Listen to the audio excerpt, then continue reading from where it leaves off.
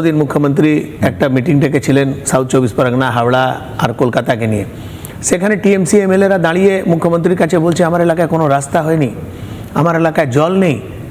মানে আমি তো অবাক ছিলাম যে ভাই যার সরকার ছিল 15 বছর, তার পার্টির এমএলএ বলছে আমার এলাকায় রাস্তা হয়নি। তাহলে এই যে পথশ্রী, এই যে আমার পাড়ায় আমার সমাধান, পার বুথ 10 লাখ টাকা করে, এই টাকাটা গেল কোথায়?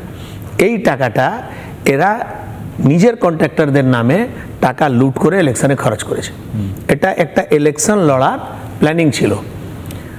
ধরুন একটা বিধানসভায় 250 বুথ, সেখানে 250 বুথ ইন্টু 10 লাখ, এত টাকা দিল। তারা নিজের পার্টির লোককে একটা লাইট লাগাবে, সেই লাইটের দাম 5000 টাকা। সে প্রজেক্ট একটা বাল্বের দাম 5000 টাকা, ধরুন 5000 টাকা একটা এলইডি লাইট লাগবে কোথাও, সে 1.5 লাখ টাকার বিল হয়েছে। এই যে কাউন্সিলরদেরকে মানুষ যে ঘিরে এদেরকে ডিম মারছে, এদেরকে চোর চোর বলছে, কেন বলছে? ওর পাড়ায় তো চুরি করেছে।